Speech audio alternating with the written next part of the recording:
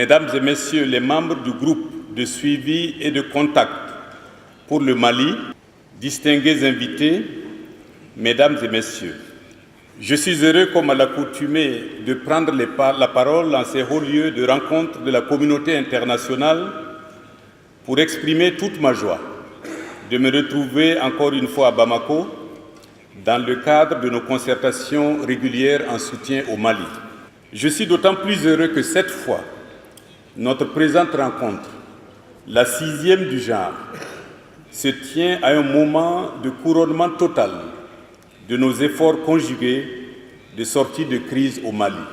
Oui, aujourd'hui, nous pouvons affirmer que la profonde et multiforme crise socio-politique et sécuritaire qu'a traversé le Mali il y a 1 an et demi peut être conjuguée au passé. C'est pourquoi, Monsieur le ministre de la Justice, vous me permettrez encore une fois d'adresser toutes mes chaleureuses félicitations à son Excellence le Président de la République pour sa brillante élection à la magistrature suprême du pays. Je voudrais associer à ces félicitations le grand peuple malien, que je remercie tout particulièrement pour son comportement exemplaire lors des 2 tours de l'élection présidentielle de 2013.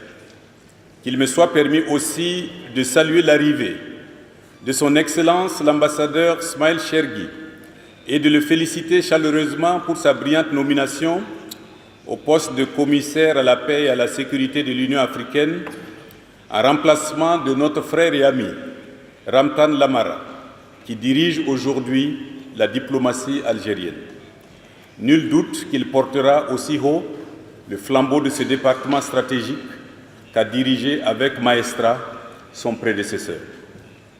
C'est aussi le lieu de saluer et de remercier tous les amis du Mali qui se sont restés mobilisés et unis derrière le peuple et les autorités nationales pour qu'enfin les 2 objectifs fondamentaux poursuivis, que sont la restauration de l'intégrité territoriale et le rétablissement de l'ordre constitutionnel normal, soient une réalité tangible.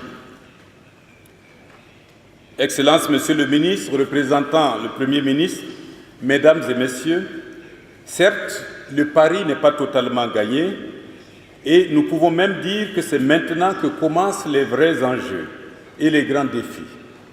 Mais au regard des actions vigoureuses engagées par le gouvernement depuis sa mise en place il y a quelques semaines, on peut dire que l'espoir est permis et que le Mali s'est résolument mis en marche pour son développement durable. Entre autres actions significatives, il y a lieu de souligner la détermination du gouvernement à organiser les élections législatives dont les 2 tours ont été fixés respectivement au 24 novembre et au 15 décembre 2013 et pour lesquelles la CEDEAO déploiera une centaine d'observateurs régionaux. L'avènement d'un nouveau Parlement, investi de toute la légitimité nécessaire, complétera ainsi le dispositif constitutionnel normal avant la fin de l'année 2013. Par ailleurs, la tenue du 21 au 23 octobre 2013 des États généraux de la décentralisation marque la volonté du Président de la République d'instaurer une ère d'exercice du pouvoir partagé où les populations à la base auront leur partition à jouer dans la dynamique du développement économique et social inclusif.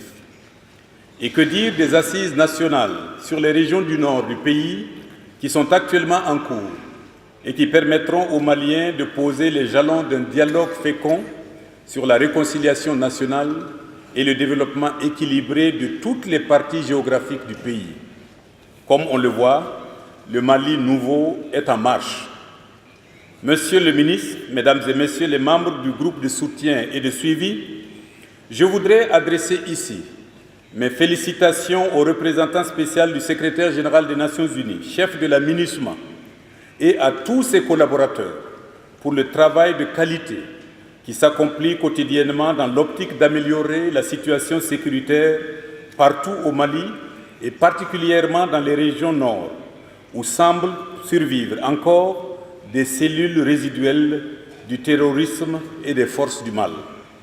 C'est le lieu pour nous de réitérer notre condamnation énergique des actes de sabotage du processus de stabilisation des zones reconquises et des attentats criminels commis dans les localités de Kidal, de Tombouctou, de Gao et de Tessalit les semaines passées et qui ont occasionné encore une fois des morts inutiles parmi les vaillants soldats maliens et tchadiens. Que ces martyrs du terrorisme trouvent ici l'expression de notre reconnaissance et que Dieu console les familles éplorées.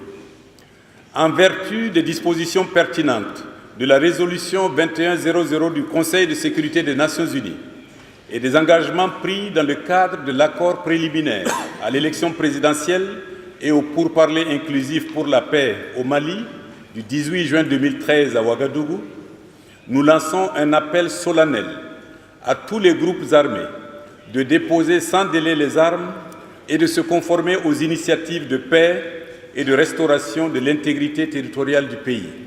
À cet égard, nous saluons les décisions courageuses prises par le gouvernement dans le but bien compris d'accroître le degré de confiance entre toutes les parties prenantes. Aussi, et en contrepartie, nous exigeons que, conformément à l'article 12 de l'accord préliminaire, le retour de l'administration soit effectif dans toutes les localités et dans les locaux officiels qui lui sont destinés, notamment à Kidal. Nous condamnons par la même occasion les velléités d'utilisation de la station de l'ORTM dans cette localité à des fins de propagande haineuse et d'incitation à la violence. Les régions du nord du Mali ont plus que besoin de la paix, de la sécurité et de la stabilisation pour le retour effectif des réfugiés et autres déplacés internes dans leur cadre de vie originel. C'est un impératif pour la consolidation des droits de l'homme pour lesquels je suis heureux d'annoncer le déploiement immédiat d'une vingtaine d'experts de la CEDEAO en appui aux efforts déjà menés par les Nations Unies et l'Union africaine. Excellences, Monsieur le ministre de la Justice, Mesdames et Messieurs, avant de terminer mon propos, permettez-moi de réitérer ma gratitude à la présidente de la Commission de l'Union africaine, au secrétaire général des Nations Unies et à travers lui, son représentant pour l'Afrique de l'Ouest, pour leur engagement indéfectible sur le dossier malien. Ma gratitude va également à tous les partenaires bilatéraux, multilatéraux et aux amis du Mali pour leur soutien constant à la résorption de la crise au Mali. Sur ce, je souhaite plein succès à nos travaux et je vous remercie pour votre aimable attention. Nous avons constaté depuis notre dernière réunion, le 1er juillet, des progrès tangibles et nous nous devons, je crois, de féliciter les Maliens pour une participation sans précédent au scrutin présidentiel de cet été. L'élection du président Keïta a marqué une étape très importante dans le rétablissement de l'ordre constitutionnel dans le pays. Et puis les partis ont progressé dans la mise en œuvre de l'accord préliminaire du 18 juin. Et enfin, la MINUSMA a continué sa mise en place et focalise ses efforts actuellement sur le renforcement de ses implantations à Kidal, Tombouctou, Gao et Mopti. Malheureusement, nous avons été témoins, depuis la fin du mois de septembre, d'une recrudescence d'attaques terroristes. Et ceci, alors que la force Serval va réduire progressivement ses effectifs. Alors aussi que le manque encore, à ce stade, le manque de moyens de la MINUSMA limite les capacités de la mission à empêcher le retour des groupes extrémistes sur le territoire malien en appui aux forces armées maliennes et à Serval. La MINUSMA, je voudrais le souligner, a besoin d'urgence de capacités aériennes, de capacités de collecte d'informations. Et je saisis l'occasion pour demander aux États membres représentés ici d'examiner de toute urgence la possibilité de contribution, notamment d'hélicoptères militaires, à l'image des Pays-Bas, dont le gouvernement a annoncé hier qu'il mettait à la disposition de la force 4 hélicoptères Apache ainsi que quelques 380 hommes. Car les forces armées maliennes et la MINUSMA ne sauront, en tout état de cause, apporter seules une solution à des défis qui transcendent les frontières du Mali. Et il est essentiel que tous les pays de la région collaborent de manière étroite pour contrer le terrorisme international, le crime organisé, les trafics transfrontaliers. Et je sais que nous pouvons compter sur l'Union africaine et la CEDEAO pour mener ces efforts. Et je me réjouis des initiatives qui ont déjà été prises par l'Union africaine pour opérationnaliser l'architecture africaine de paix et de sécurité dans la région sahélo-subsaharienne. Le mois dernier, le représentant spécial du secrétaire général, notre ami Bert Koenders, déclarait au Conseil de sécurité que le vrai travail ne faisait que commencer. Et nous avons de fait devant nous deux étapes clés. Le lancement d'un dialogue inclusif sur l'avenir du Nord Mali et les élections législatives. Un dialogue inclusif entre le gouvernement malien et toutes les communautés et les groupes armés du Nord doit avoir lieu, avec l'accompagnement de la communauté internationale, tel que c'est prévu par la résolution 2100 du Conseil de sécurité et par l'accord préliminaire de Ouagadougou du 18 juin. Un dialogue réellement inclusif nécessite que toutes les parties prenantes soient associées dès sa conception et qu'elles partagent une vision commune du déroulé du processus ainsi que de l'éventail des issues possibles de ces négociations. Dans l'intervalle, je suis convaincu que les efforts conjugués du gouvernement malien et de la communauté internationale permettront le rétablissement des services sociaux de base ainsi qu'un début de relance économique dans le Nord. Car il faut que les populations de ces régions qui ont tant souffert du conflit, il faut qu'elles perçoivent les premiers dividendes de la paix, il faut qu'elles reprennent confiance dans le processus de réconciliation et dans l'avenir de leur région, une fois celle-ci pleinement réintégrée au sein de l'État malien. Les Nations Unies et la MINUSMA apporteront un soutien technique et logistique aux institutions électorales et aux institutions maliennes pour l'organisation des élections législatives, comme nous l'avions fait lors du scrutin présidentiel de cet été. Et nous espérons que nous pourrons mettre en œuvre les leçons que nous avons apprises ensemble lors de ces élections présidentielles, afin de perfectionner encore le processus électoral et de garantir le caractère inclusif du scrutin. Ces élections législatives parachèveront le rétablissement de l'ordre constitutionnel. Fort de ces nouveaux pouvoirs exécutifs et législatifs, l'État malien alors pourra se pencher sur les causes profondes de la crise. Cela nécessitera, entre autres, l'amélioration de la gouvernance, la protection des droits de l'homme, la réforme du secteur de la sécurité et le dialogue national. Tout cela, ce sont des défis considérables. Mais j'aimerais redire à nos amis maliens qu'ils peuvent et qu'ils pourront compter sur l'appui de leurs partenaires internationaux. Je crois que notre présence aujourd'hui à Bamako, pour la 6e fois dans ce format, témoigne de l'importance que la communauté internationale continue d'attacher à la mise en œuvre de l'accord préliminaire et à la consolidation d'une paix durable au Mali. Les Nations Unies suivent avec intérêt les discussions sur une nouvelle approche qui viserait à renforcer la coopération du Mali et de la communauté internationale pour une plus grande efficacité de l'aide. Convient de mettre en place un cadre de responsabilité mutuelle, un nouveau contrat, si vous voulez, qui, dans le respect de la souveraineté malienne et dans la transparence, assignerait les obligations de résultat à la fois au gouvernement et à ses partenaires internationaux. Un dispositif qui s'articulerait autour des priorités clés identifiées dans le plan d'action du gouvernement présenté aux partenaires par le Premier ministre il y a tout juste une semaine. Nous devons de mettre en place un système qui permette une vue d'ensemble, une vue claire sur les financements alloués, en adéquation avec ces priorités, ainsi qu'un monitoring et une évaluation régulière de ce que, ensemble, nous faisons pour soutenir les Maliens et les Maliennes dans toutes les régions du pays, y compris au nord. Je vous remercie pour votre attention.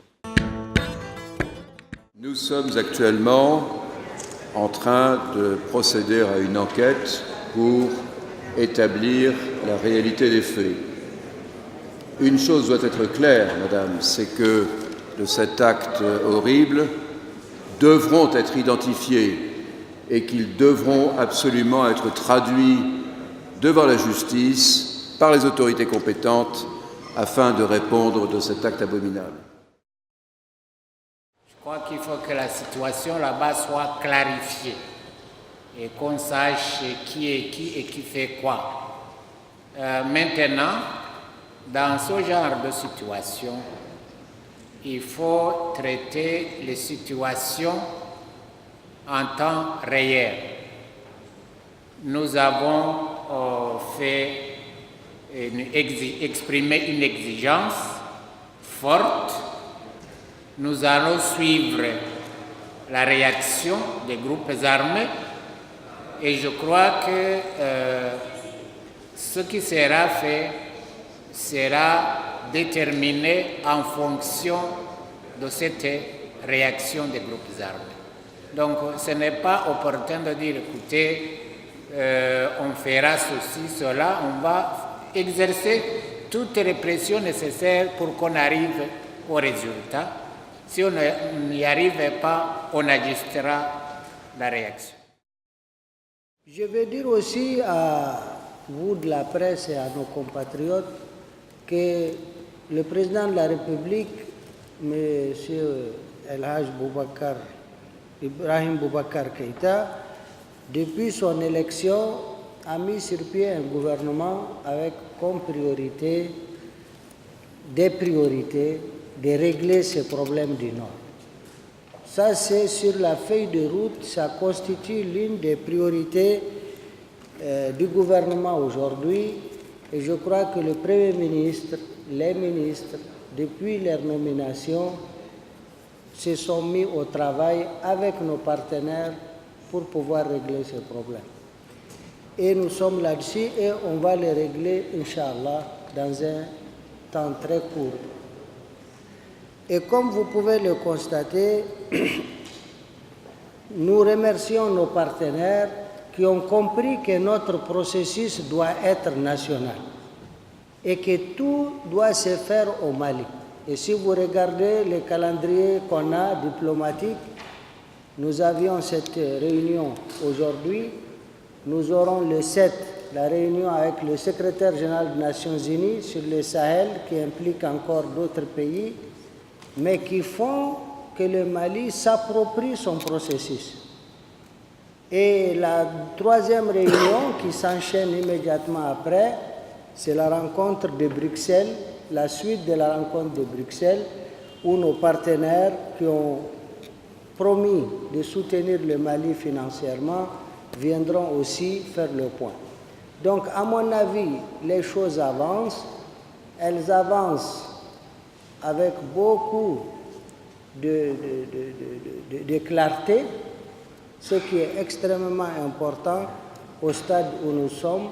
Et vous avez vu aussi les assises sur le Nord, les journées, les états généraux sur la décentralisation, les groupes armés aussi qui sont venus, que le président a reçus.